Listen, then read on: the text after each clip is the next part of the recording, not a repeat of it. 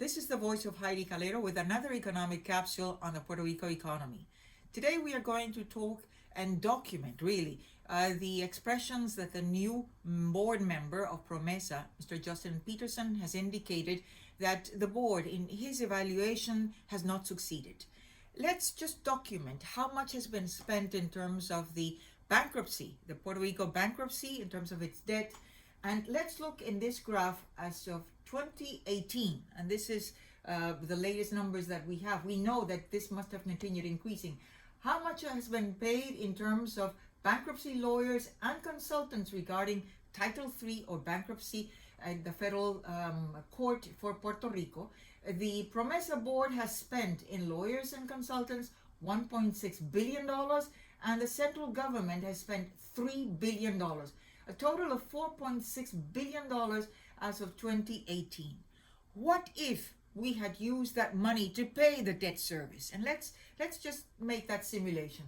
In fiscal year 2016, the last year for which Puerto Rico paid its public service debt, the central government paid on average $1.1 billion on an annual basis, and the public corporations used to pay $2.5 billion on an annual basis for a total of debt service of $3.6 billion.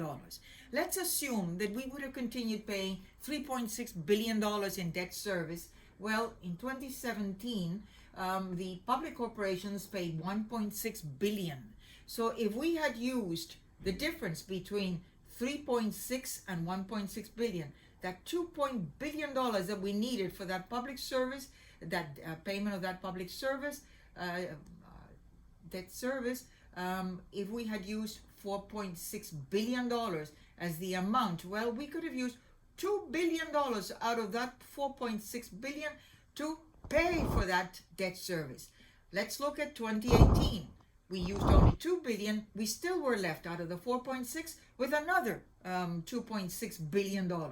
Well, the public corporations paid only $300 million. The central government paid nothing. But if we were to add the remnant of the $4.6 billion after payment of that simulation in 2017, this would have implied that Puerto Rico could have serviced $3 billion in fiscal year 2018.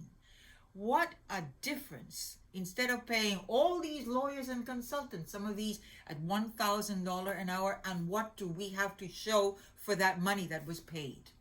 Let's look at the budget of the PROMESA board, the Fiscal Oversight Supervisory Board that the PROMESA law of 2016, June 30, 2016, was imposed in Puerto Rico to restructure the debt and to have returned to fiscal discipline in Puerto Rico so that it could return back to the credit markets, the financial credit markets. Well, in 2018, they had $60 million, and all this money comes out of the budget of Puerto Rico taxpayers, So it's $60 million in 2018, $64.8 million in 2019. In fiscal year 2020, they were assigned $57.6 million, and for this fiscal year 2021, they were assigned the same amount of money. So in addition to what was paid for lawyers and consultants out of the $1.6 billion that the PROMESA board hired and paid by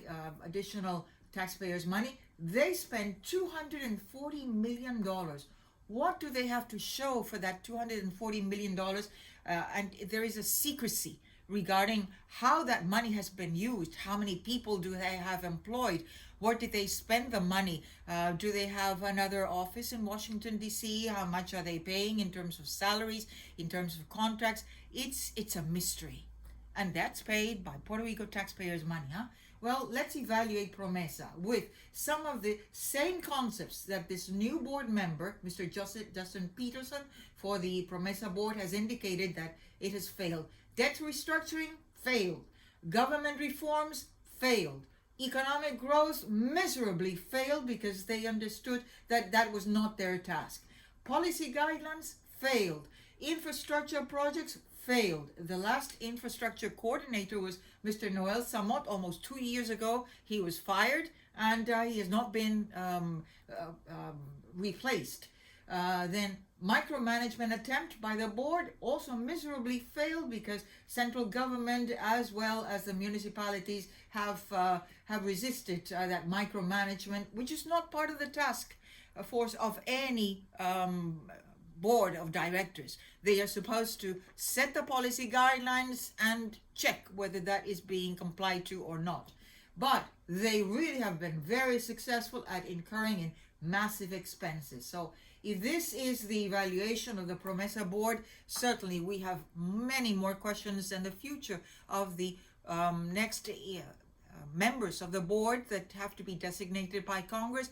I'm sure they will also be looking at these criteria and how the money has been spent.